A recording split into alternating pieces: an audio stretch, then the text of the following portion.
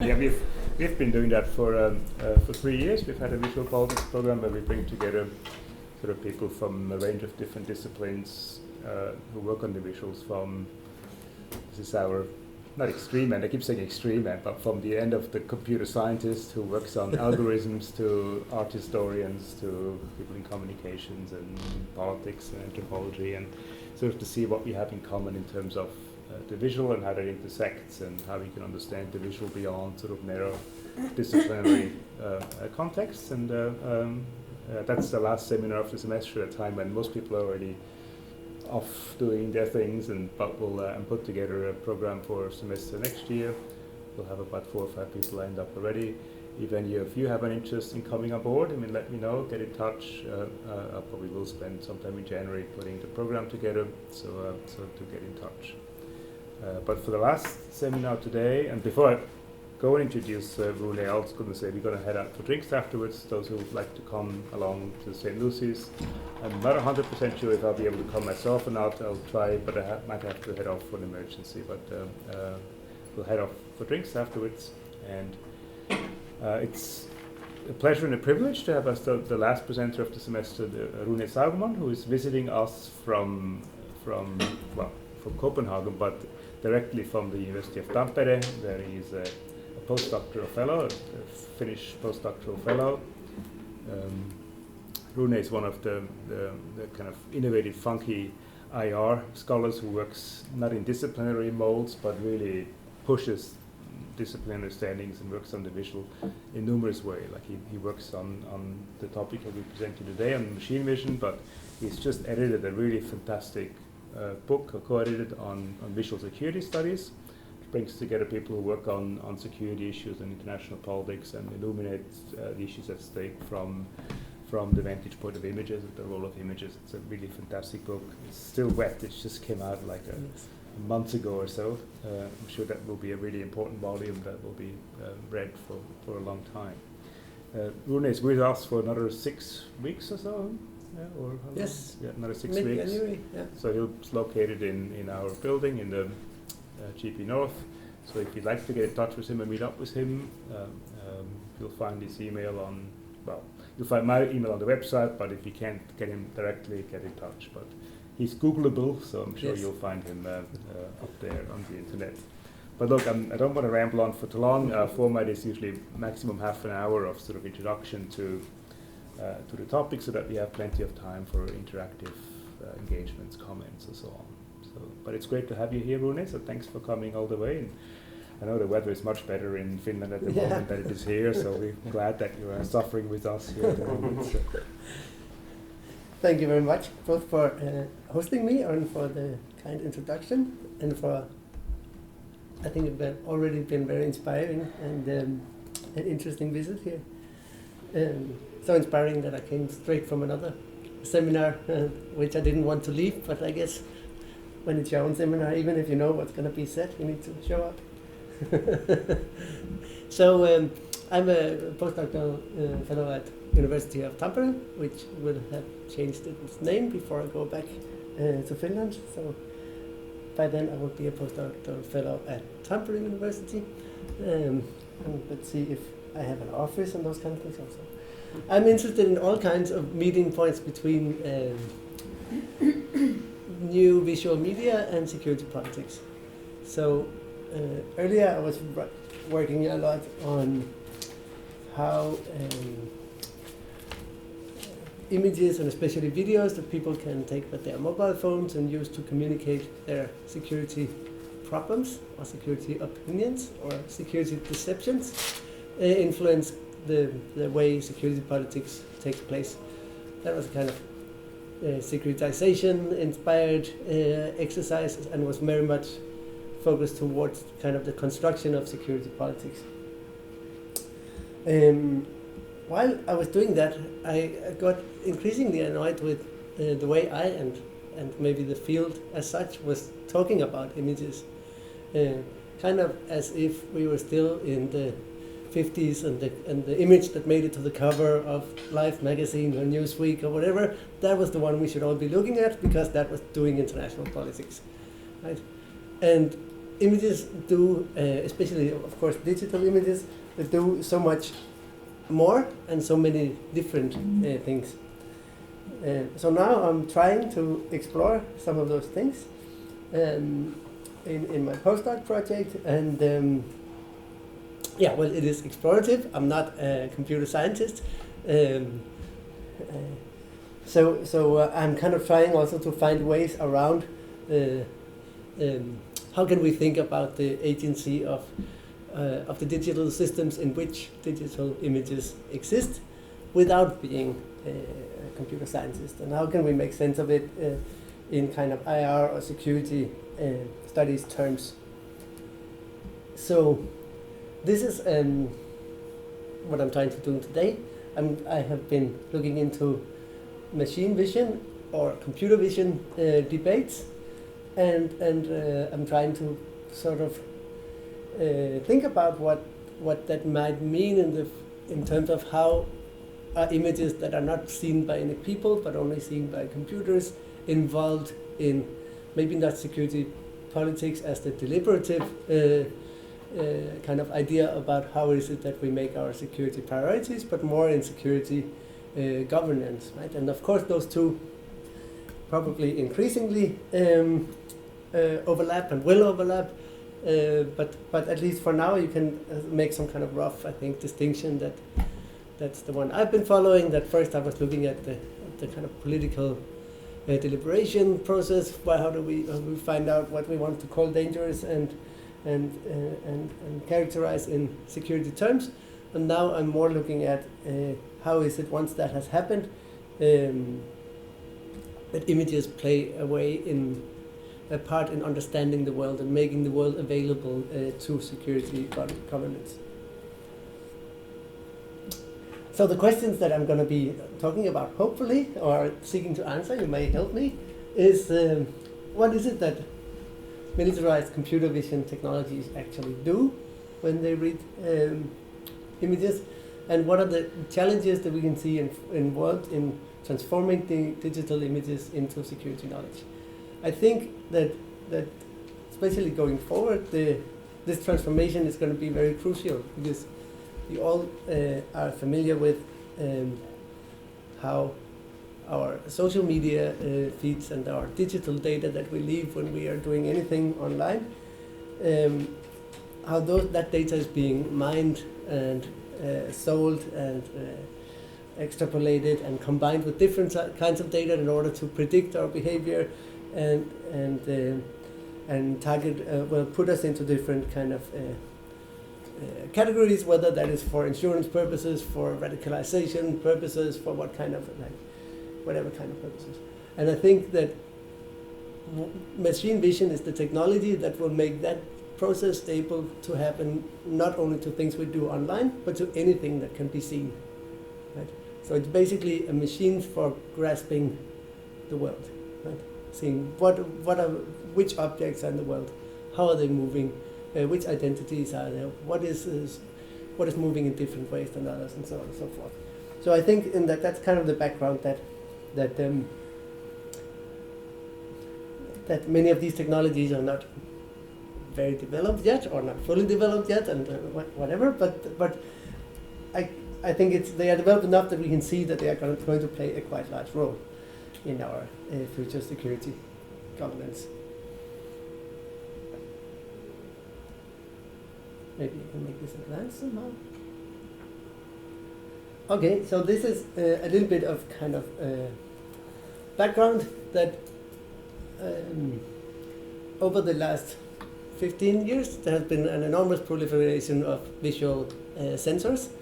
This is from the promotional material of a target acquisition and designation site, which is the little thing that sits in the nose of this US attack helicopter, which enables it to basically see at night and see heat and see further than any pilot would be able to see otherwise, and so on and so forth. Right? In the military parlance, it provides the air crews with enhanced situational awareness. Right? So that was kind of the original purpose of this, but obviously these images are stored, and once we get things like machine vision, they will also then be able to be redeployed as something we can analyze and data mine to understand what is it that goes on. You have seen some of these images, probably those of you who have seen the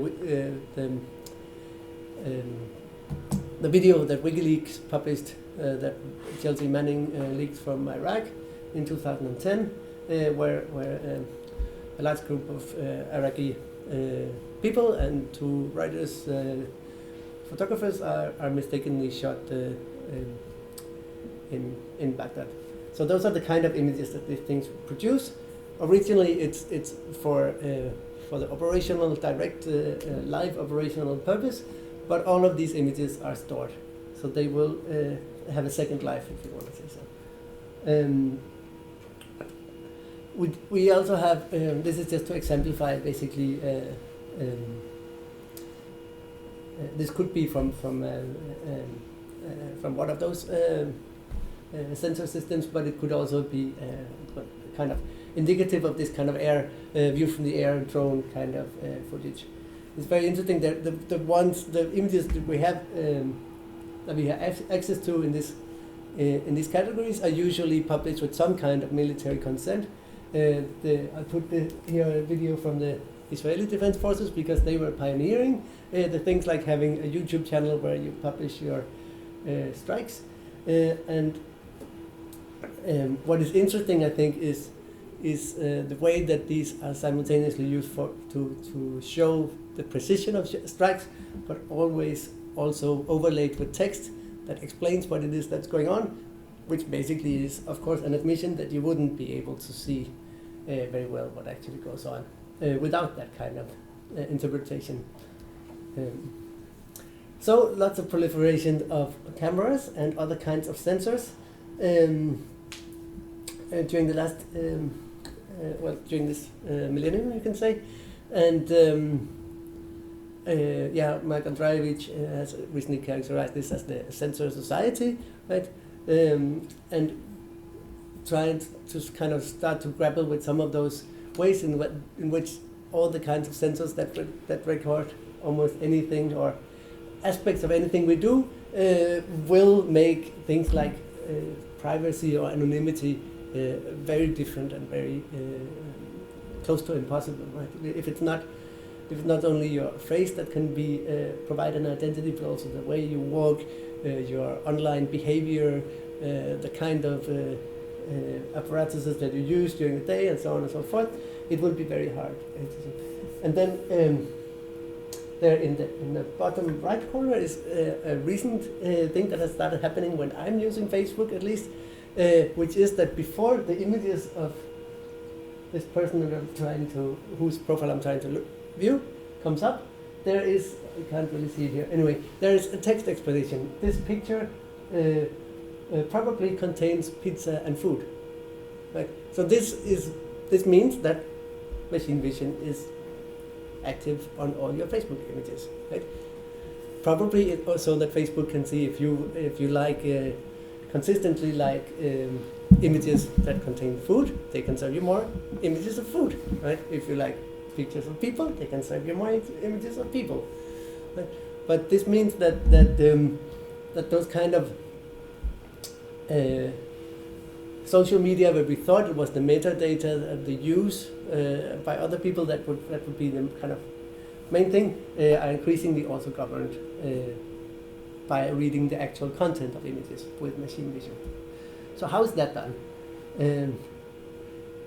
That is done basically by constructing neural networks that can translate, that can recognize objects, and then often also combining them with what's called a language generating network that can then categorize those objects into that's optional, right? Whether you want to kind of have the output as a sentence that you can understand, or just like a database entry, like the Facebook thing we just saw. What's interesting, I think, here, this is from a presentation of Google's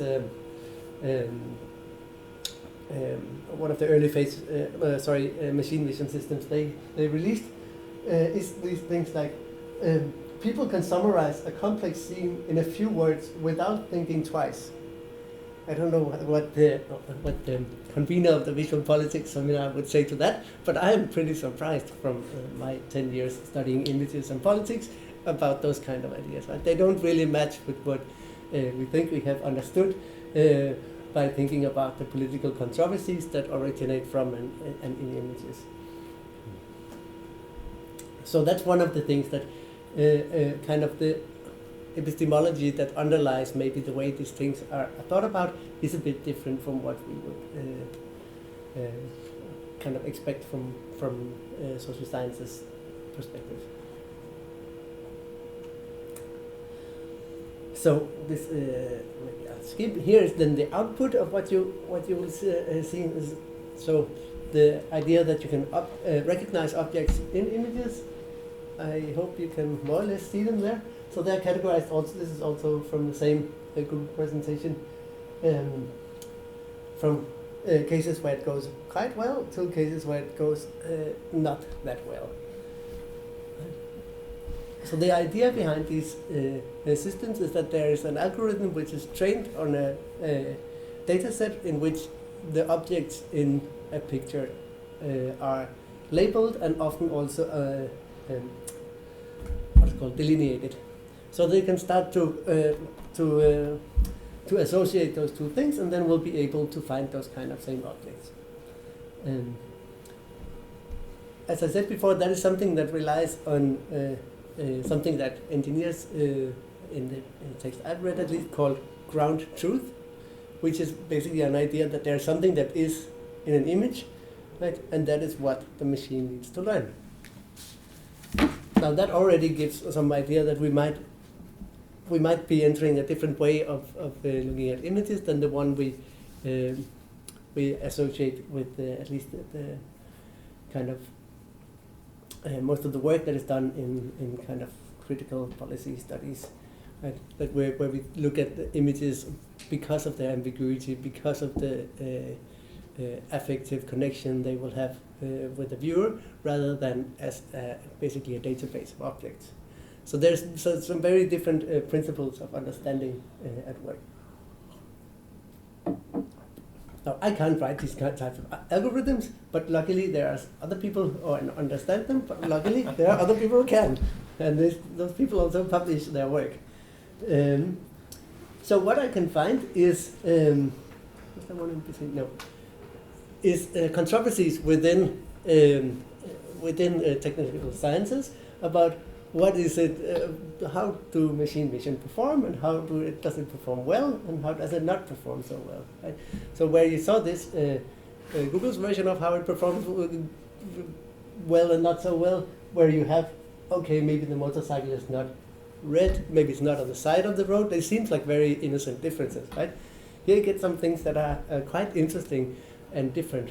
So these are basically engineers who have been trying to fool machine vision systems by feeding them all kinds of computer-generated images and picking those that came back with some kind of label, like, yes, I can understand what this is, and feeding them different machine vision systems. Right? And these are images that state-of-the-art neural networks trained on the largest image recognition database in the world, believed with 99.6% certainty to be a familiar object. So multiple different systems will attach these labels to those images with a very high degree of certainty. And even if they have like labeled the individual images, no, this was wrong, there must always be some kind of different image that can do the same. Right, so this gives some an idea of whatever it is that happens in these systems, and vision is maybe not a very, or seeing is not a very appropriate word, in the sense that it breaks at least the ones to the left, maybe somewhat also to the right, the basic mimetic connection that we associate with seeing, right? Which is also interesting because this is something that I and many others have been have been arguing for, like that all these kind of naive photorealistic conceptions that we will often find in, for example, in press photography, right? They basically simplify how much, too much how we actually see and what kind of political sense we can make out of images. But so we shouldn't be so attached to this kind of idea that there is a reality out there and we can take a photograph of it and we can recognize it. It's basically Magritte's this is not a pipe argument, right? But when you see these kind of images, you kind of start longing for the pipe, right? Because even if you want to break that indexical connection to reality, it's a little bit scary to, that's a centipede and a jackfruit and but these are ways of seeing that can recognize or misrecognize in completely ways that we can't really understand through a mimetic or indexical idea about seeing. The same happens if you can happen if you do try to match. So basically, these first one were based on pattern recognition, right? So, but these are based on, of course, a fixed set of data database entries where you have images of people's faces, and then apparently by constructing some of these very nice glasses, you can make yourself look like or misrecognized as people who are apparently famous. I'm not very good with popular culture, so I don't know any of these people in the bottom, but I think the paper says that these are people you would know. Right. So again, there are kind of non-mimetic recognition differences or errors that we somehow kind of need to think about. And then the last example of this is, of course, our idea about this is the idea of what kind of parameters is it that are used. Right? This is for those of you who were here 3 weeks ago or something in the workshop. This is an image I made by trying to have machine vision algorithm understand speech about autonomous weapons given by Toby Walsh, who's a prominent advocate against autonomous weapons or killer robots, and thinking like, what would, he's talking about machine vision. What would the machine vision? How would the machine vision system see that, right? And so apparently there's something 87 identified as 42. I don't know what it is. At least it's like the parameters that are easy to track are things like gender, heart rate, mood, right? So again, we get some kind of disassociation between the content that we expect or maybe want to be in our image and the parameters that are actually available for digitization and therefore available for machine vision.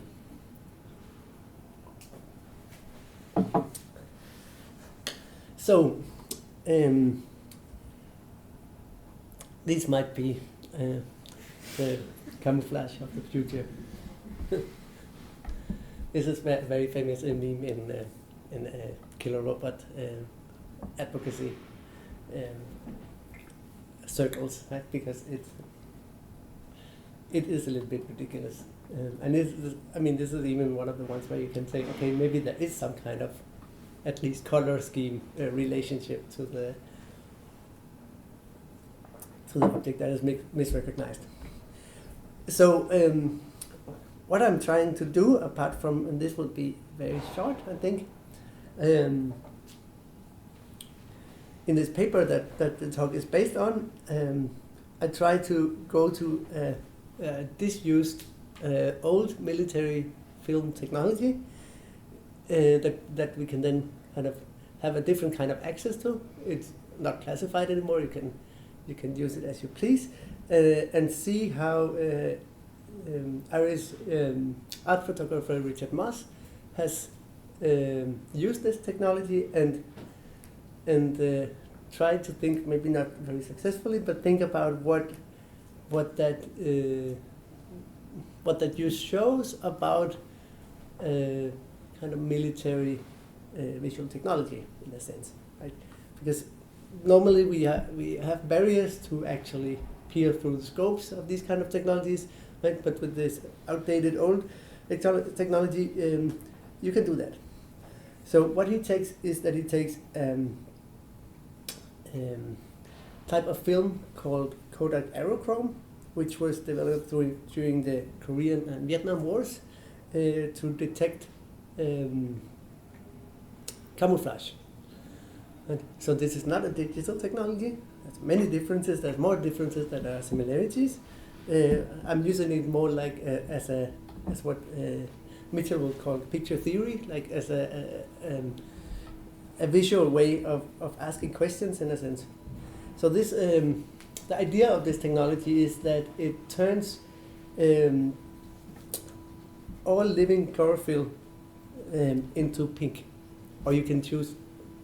When you reveal it, you can choose the color, but pink is by far the most beautiful, so that's the most used. Right?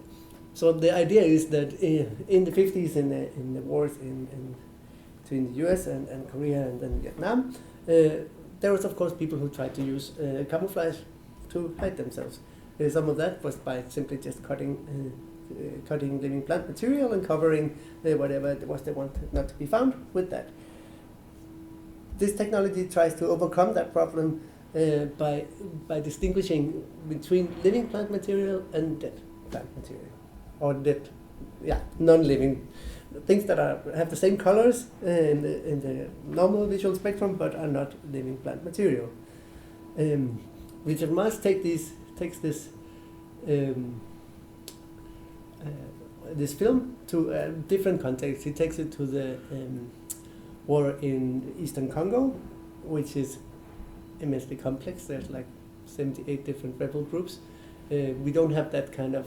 It's also immensely overlooked, right? So I think that's important for his project, that we don't have any kind of immediate images of like what would a good person versus a bad person look like, right? We are just a bit confused. So in that sense, he can film a conflict without, for most people at least, without getting into those kind of easy stereotypes by which we would understand. Right. So the promise of the film is to distinguish effectively where it is practically applicable. And what these beautiful images taken by Richard Moss reveal, in a sense, I think, is, of course, that this doesn't work, or it has worked in the military sense, but it's not. It's a kind of part of an aesthetic labor, but it's not finished in the sense that you would simply get an output that was what is promised when you read the technical description or the propaganda description of what is it that this military technology can do, right? You will have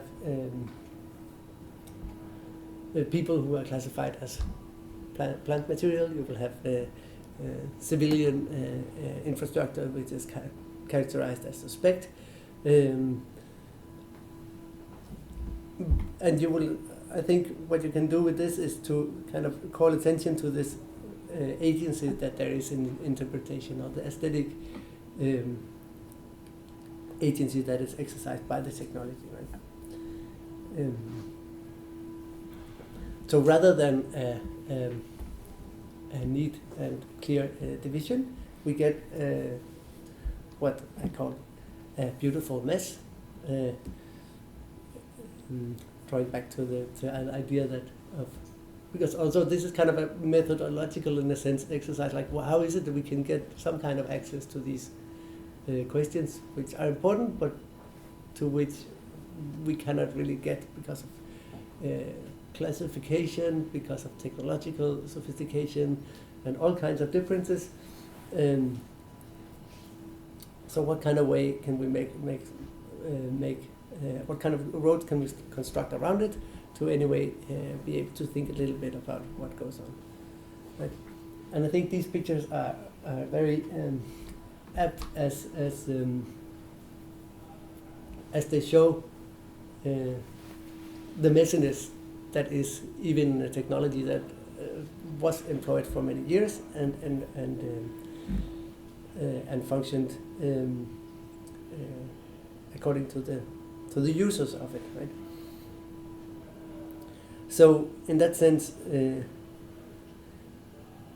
the images shows us, by being incredibly hard to understand, the obscuration of the ambiguity that takes place in the political discourses around technological sophistication in weapons, right, and military technological visions. And that's what I then try to bring back to the analysis of what we started to talk about, like how is it that machine vision operates, or like makes, what kind of aesthetic choices does it make in turning images, digital images, into something that can be security knowledge, based on which you can make security decisions. Right, so there is some kind of dilemma that is kind of insurmountable, in a sense, like between the ambiguity that is in any image and in any process of seeing, and then the desire for an epistemic foundation for security politics. Right? So there is this desire to turn to produce facts on which decisions can be then grounded. Right? That is why these, to just come back, that's why that's exactly why that these machine vision systems are starting to be deployed now, because with the proliferation of sensors, there is enormous archives, and there's enormous amounts of data being produced, of images being produced every day, and there is this idea that this will be able to generate a lot of facts that then can be used to govern conflicts in places like Afghanistan or Pakistan. But it would take an enormous amount of analysts to look at these images. So the idea is basically to have a screening process, right, where the first instance of, not of, in that sense, the fact, maybe as much as the noise, right? This is the what Jacques Rancière calls the aesthetic politics, right? The division exactly between what is meaningful and not meaningful. So the sorting out of those 99% probably, whatever, of images, surveillance images that are obviously not useful. It's that kind of aesthetic work that these technologies are at the moment being deployed to do.